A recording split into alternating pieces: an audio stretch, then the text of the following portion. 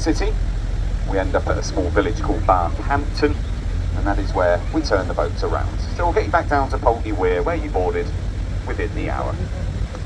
I am obliged to bring you all a brief safety message. It comes on behalf of the Maritime and Coast Guard Agency. This clearly states that if we get into any difficulties, well, we'll do our best, of course, to steer the vessel to the nearest riverbank you would be instructed of. Plenty of life rafts and buoyancy aids on board. These will be made available to you if necessary. I will need to pop round and collect the fares. They're £14 for all adults, £5 for any children between the ages of 5 to 15. So the under 5s go for free, and that can be cash or card. Once I've collected the fares, I'll leave you in peace. You can enjoy the river and the surrounding area, and it's on the return stage of the journey when I'll give you a bit of a commentary, pointing out some places of interest, a little bit about the river, the city, and the surrounding area. Well, it's been quite quiet on the river so far this morning, not a huge amount of activity. The weather seems to be holding out. A few grey clouds up there, but fingers crossed it stays dry for the duration of this trip. And I'm pleased to tell you that we had a very good sighting of our otters on the previous trip. So just about a half an hour ago or so, by far the best sighting we've had so far this year. So fingers crossed we will get to see the otters. And any questions, don't hesitate to ask. Otherwise, enjoy the trip.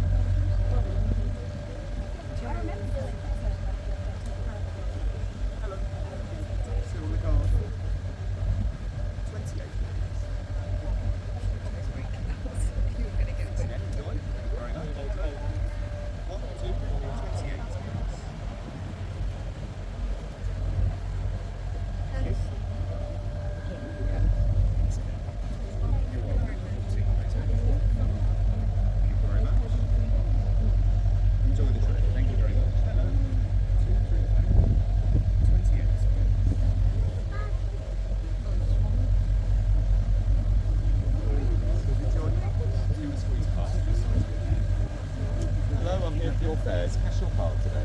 Card, and I'm taking 4. 2 adults, 2 children, 28.38 in total. There you go. Thank you. And that's yours, isn't it? Brilliant. Yeah. No, I know. Thank you. We're done. Thank you. Hello.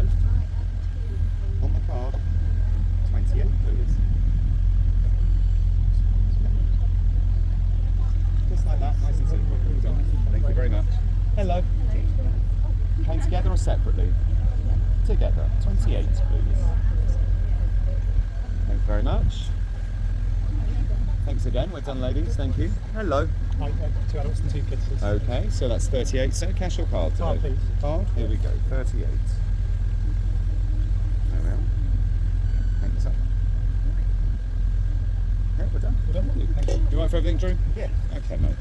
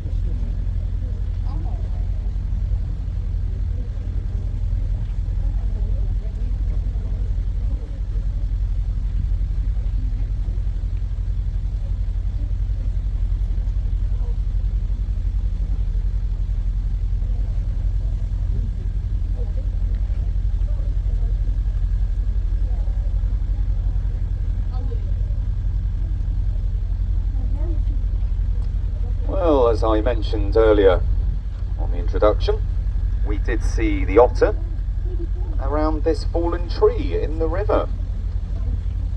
A little past the tree on the left is a brook, and that's where we believe the family live. So you never know. I did get confirmation from our other vessel that they saw the otter here too, when they passed about 20 minutes ago. So we'll have a little look. So you're looking for disturbances on the water. You're looking for bubbles rising to the surface and then going off into a line.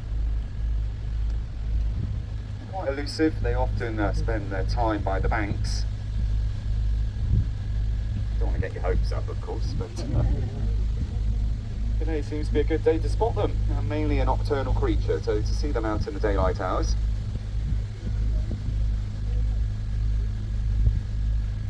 Maybe when we come back downstream, hey? But that's where the family live, down that little brook there on the left. So we'll keep our eyes peeled.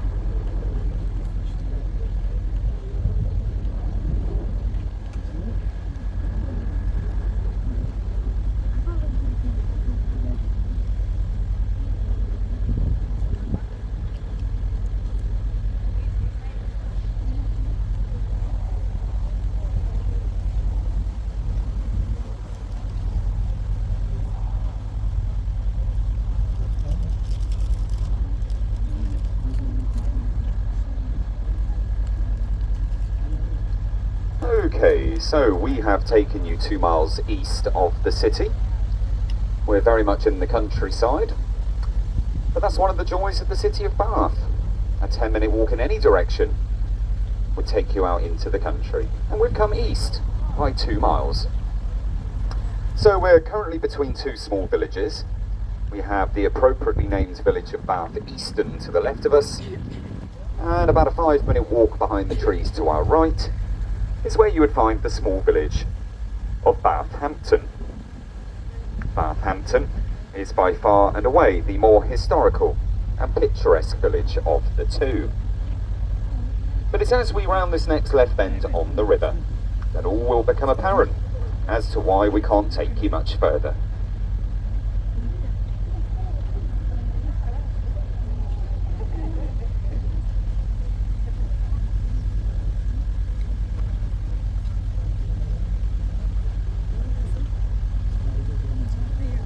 And there we have it, a picturesque view. That's Bathampton Weir and Bathampton Toll Bridge. Now the weir is reckoned to be around 700 years old. A weir is little more than a wall built across a river. It raises the level of the river behind, and it creates a backlog of water. And that water can then be channeled over big wooden water wheels. And these wheels, well, they would be attached to mills. Therefore the whole idea of installing a weir, well, is for milling purposes. Is to keep those wheels turning, keep production going throughout the entire year, even say when the river level is low. Well, it's certainly low this year. We've had a bit of rain over the last 2 to 3 days. It's brought the river up by about an inch, just enough to have a small cascade of water flowing over the right-hand side of the weir. So the river's very low, and if you look down to the river now, to the left and right, you can see down to the river bed in places. It's only about 2 to 3 foot deep at this point. And where we're going to turn the boat around, directly ahead in front of the weir, is no more than 5 foot deep. So this entire area is very shallow. Well, looking either side of the weir, it's quite evident that we have no more milling activity. We have hotels, pubs and restaurants.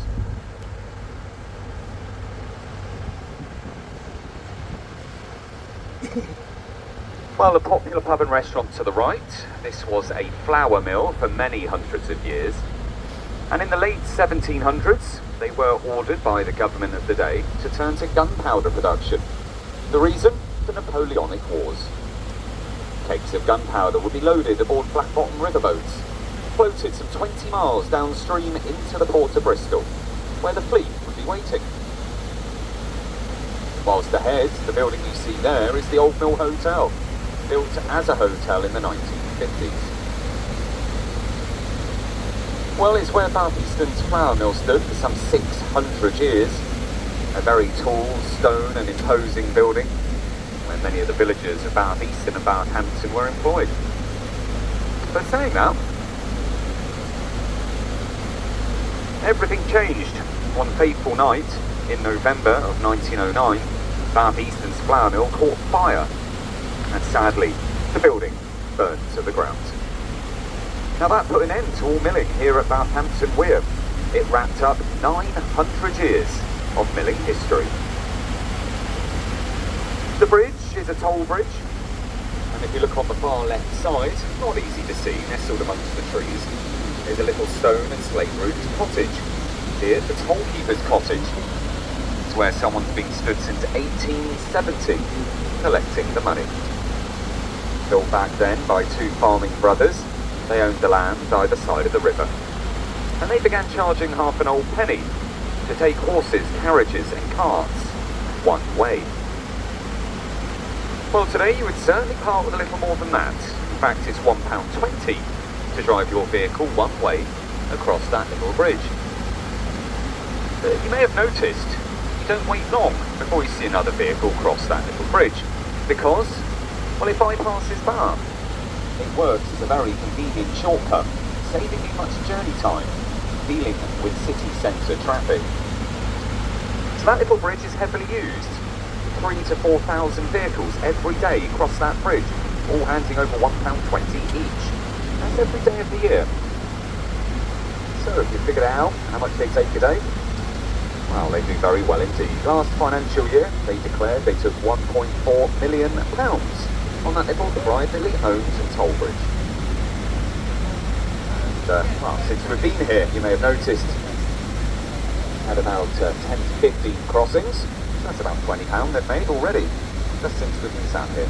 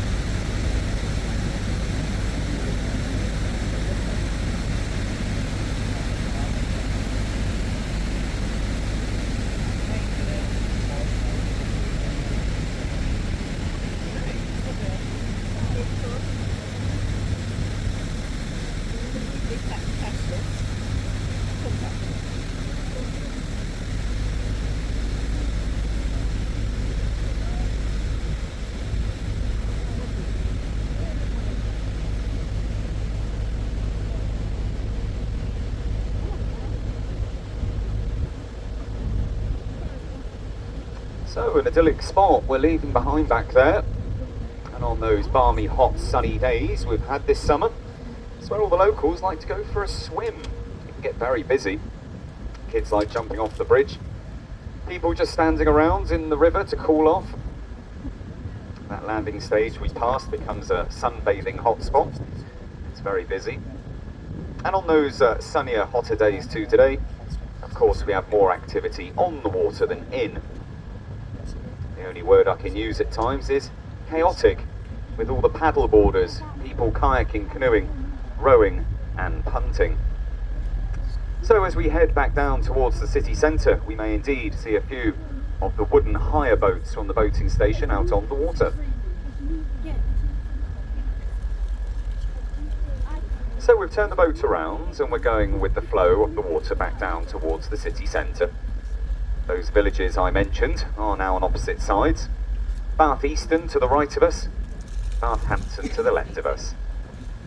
Now Bath Easton, a little difficult to see if you're sat on the lower deck because of the high embankments, but certainly from the top you can see some of the houses of Bath Easton set back from us there on the right now, and set back across what is an archery field. Now the Bath Archers have been on that field for over 200 years. Established back in 1812. So one of the oldest archery clubs, still going strong. And we always fancied ourselves as being rather good at archery too. The backdrop for the village of Bath Easton is Salisbury Hill, a hill you may have heard of. It was made famous by our local singer-songwriter Peter Gabriel back in 1977, is when he had his #1 hit of the same name. He's a local man, grew up around this area, and he's still local today. But by far and away, the more picturesque and historical village is Bath Hampton. Again, from the top deck, you will see in part the village at the foot of Hampton Down, yet another of our 7 hills. 7 hills make up this Avon Valley we're travelling through. You can take a very nice walk along the towpath of the Kennet and Avon Canal from Bath to Bath Hampton. It's something I would highly recommend if you're into your walks, or you'd enjoy visiting what is seen as quintessential English villages. It's all very pretty. It dates back around 1,000 years, Bath Hampton too. The Kennet and Avon came about as of 1810. And as you enter the village via the canal, you'll be greeted by a 17th century coaching inn called the George. And laying opposite, the 12th century Norman parish church of St Nicholas. Well, little primary school, cricket pitch, pavilion and lovely quaint cottages. That's pretty much Bath Hampton. So there's no shops. There's a nice place, say, to have a bite to eat, a glass of wine, watch the world go by and walk it back off along the Kennet and Avon. It could be worth a few hours of your time. Well, we're on the river. We're not on the canal. I say it like that because I do get asked at least once a day, are we on the canal? No, we're very much on the river. It's been here for a long, long time too. It's what carved this Avon Valley in the first place, and it's known as the River Avon, and to be more precise, it's the Bristol Avon. Now, there are many River Avons. There are 9 of them in the United Kingdom.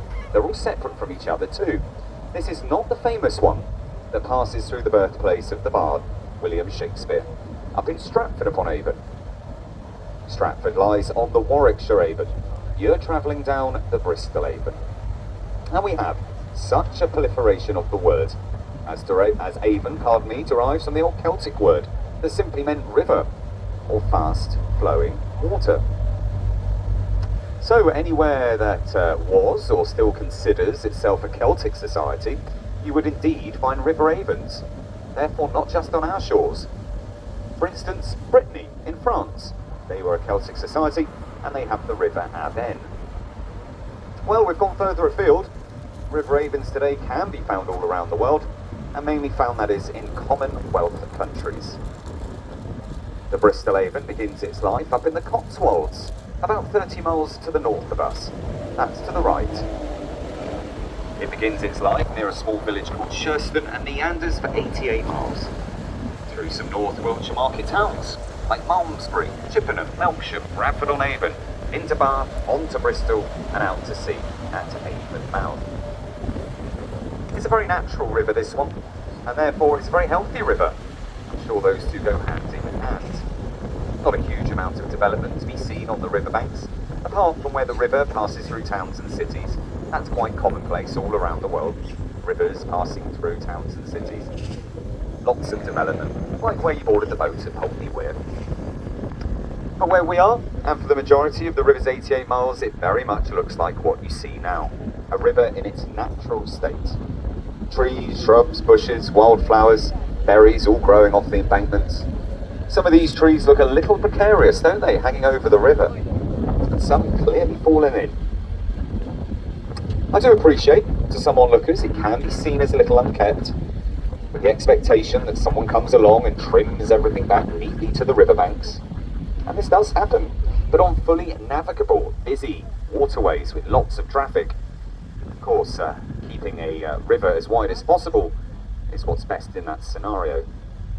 But where we are, we're somewhat stuck between 2 weirs. This river is like that, all the way up and down. Many a weir after 2 to 4 miles can be found, and therefore this river is sort of in small sections. Well, leaving a river in its natural state like this is of course what's best for the wildlife below, on and above.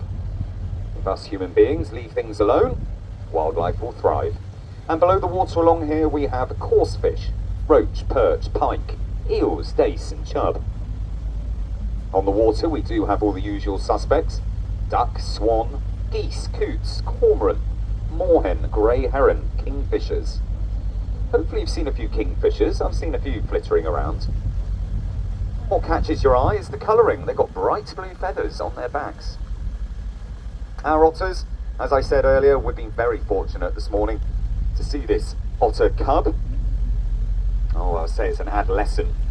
It was definitely not a fully grown otter. They can be well over a metre in length. But I'm going to say about 600 to 700 millimetres in length, this one. It was playing around this area on the right. And this fallen tree is a good example of our beavers. You may notice some of the limbs closest to us have teeth marks. You can see where all the bark has been stripped off too. Oh, there's something happening there. No, false alarm.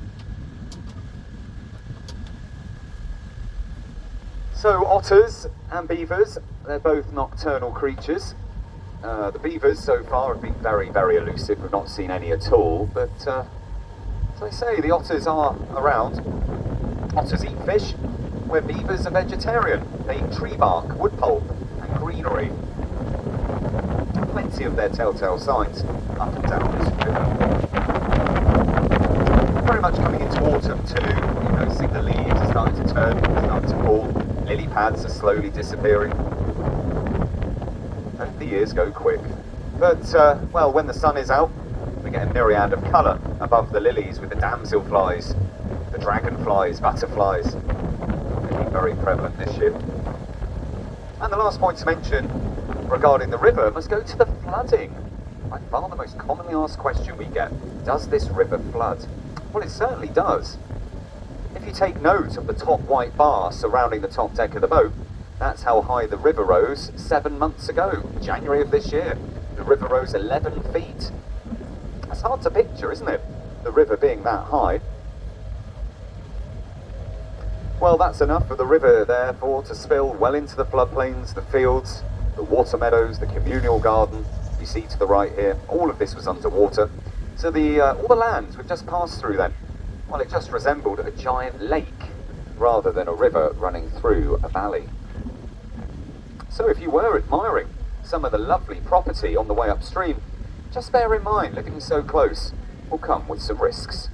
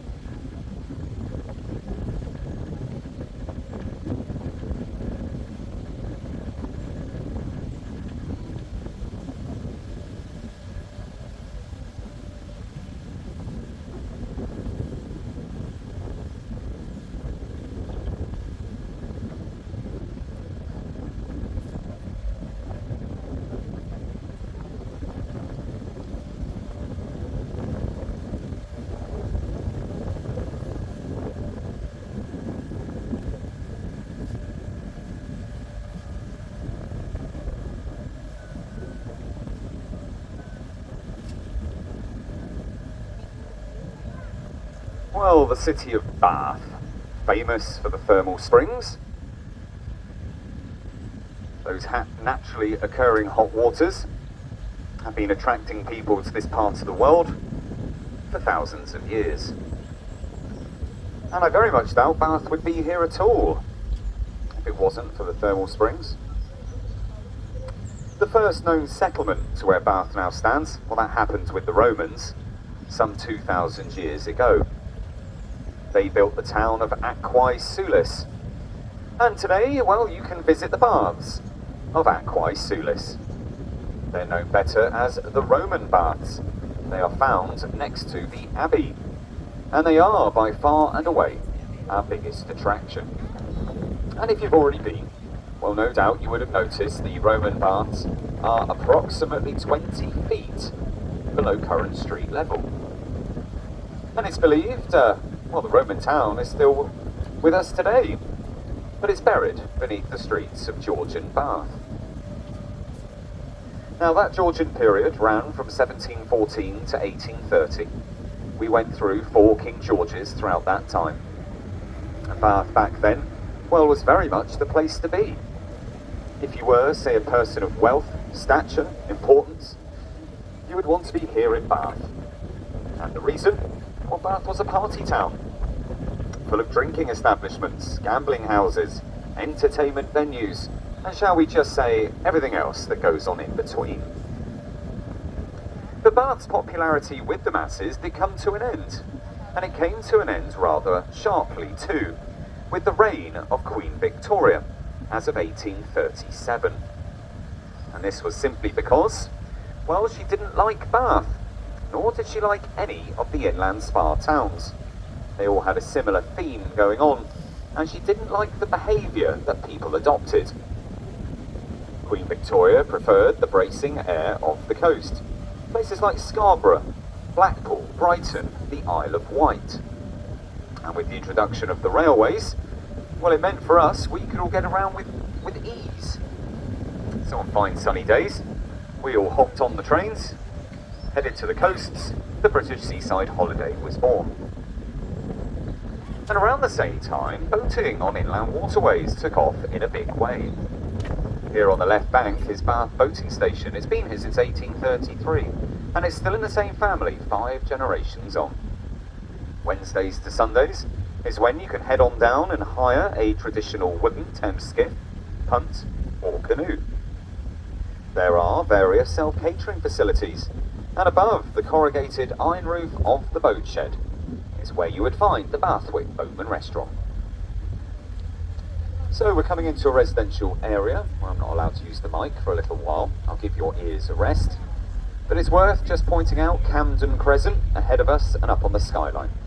That is one of Bath's 6 Georgian crescents for you to find. And in my opinion, that's the best view too. You're going to get anywhere in Bath of Camden Crescent. I'll join you now at the reverse side of Pulteney Bridge.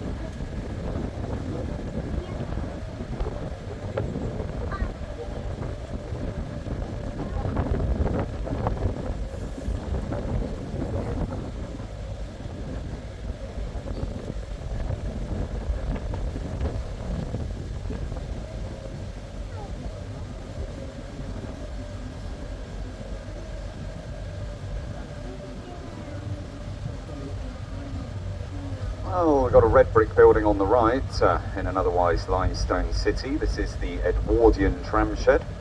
We had a very good tram network. This is where they were stored and maintained. Bath's tram network became decommissioned because of the Second World War. And in the year 2000, the empty building was turned into apartments. Entering back into the heart of the city, ahead the Tower of Bath Abbey. 1499, Bath Abbey was completed. It's the third church to stand on that site. Lady Dome, crowned on top there, that's the Queen Victoria Art Gallery, built to celebrate her Diamond Jubilee. It's a charming building inside, free on the first floor. The large building dominating the skyline, that's the Empire Hotel, completed in 1901. Not a hotel today, but rather nice retirement apartments. And spanning the river is Bath's iconic Pulteney Bridge. Well, it may not be your picture postcard side, but it is quite typical of Georgian Bath, where all the time, money and emphasis would be paid to the facades, with a sort of, well, do-it-yourself attitude around the backs. 1774, the bridge was completed. Robert Adam, he was the architect, and commissioned by Bath's only ever Earl, Sir William Pulteney. The lean-tos, well, these were added by the Victorians just to extend the floor space. A little precarious, I suppose. But I'm pretty sure they are the reason why many people compare this bridge to the Ponte Vecchio over in Florence, in Italy. So we're almost back where we started. We're back at Pulteney Weir. I'm going to leave you with that lovely view looking ahead. A view over the weir, we have North Parade Bridge and Whitcomb Hill looming up behind. I could ask you to remain where you are until we've safely turned the vessel and tied it up securely. You're then free to disembark. To thank you on behalf of the crew for travelling with us today. We hope you go on from here to enjoy the rest of your time in the city of Bath. Thanks again.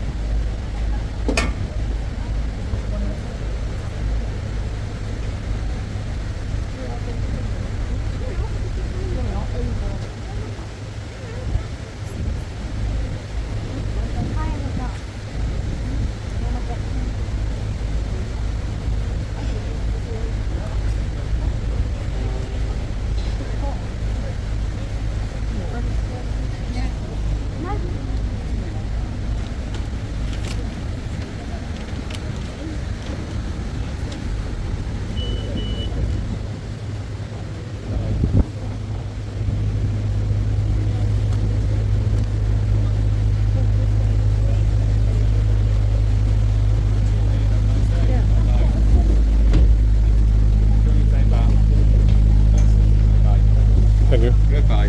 Bye-bye.